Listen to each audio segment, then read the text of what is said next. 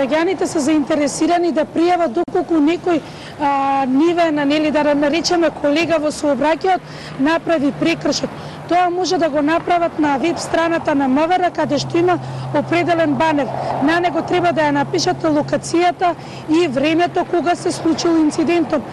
За тоа како треба да постапат граѓаните, зашто најмногу се заинтересирани, што може да се пријави, разговараме со Сефедин Синанов, полициски советник. Господине Синанов, зашто најчесто реагираат граѓаните? Добар ден. Граѓаните највеќе реагираат на прекршоците што ги чинаат граѓаниве со непрописното паркирање по коловозите, особено на пешачките премини или во близина на пешачките премини, на автобуските стојалишта. Исто така пријавуваат и за аварисани возила или делови од возила оставани по паркинзиве.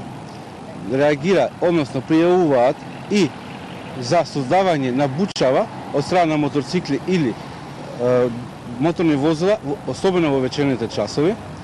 Реагираат, односно пријавуваат брзо возење, особено во дел од сообраќајниците во населените места и на отворените патни правци, особено кои тие патни правци поминуваат низ населените места.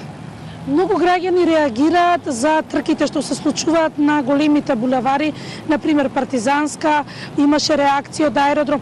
Колку помогна тие реакции и дали малце стивнаа тие трки после ваквите пријави на граѓаните?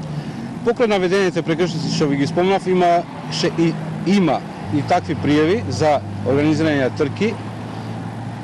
За сите пријави Министерството за внатрешни работи, односно секторот за сообраќајни работи, ги спроведува до надлежните организациони единици за постапување кои се должни да изготвуваат плански мерки за превземање и утврдување на прекршоците што се пријавени од страна на граѓаните. И истите се должни да го известат по превземањето на мерките, да го известат секторот за сообраќајни работи за понатамошно наше информирање на граѓаниве за нивната пријава на банерот поставен на веб порталот на Министерството за внатрешни работи. Или еден апел до граѓаните како да пријават, што да пријават? Сите граѓани кои констатираат прекршоци, како што ги спомнувавме претходници, или други прекршоци, имаат право и можат да ги пријавуваат овие сообраќајни контроли или прекршоци на банерот поставен на веб порталот на Министерството за внатрешни работи, значи преку електронско пријавување со место, дата и поможност и возила кои го со поставување на регистарските таблици кои го сторили тој прекршок. Имало ли случаи кога, например, имало лажна пријава и дали таквите граѓани може да заработат и казна? Да, може. Значи, има и такви случаеви и за лажно пријавување граѓаните одговараат согласно законот за лажно пријавување. Така, ви благодарам за гостувањето.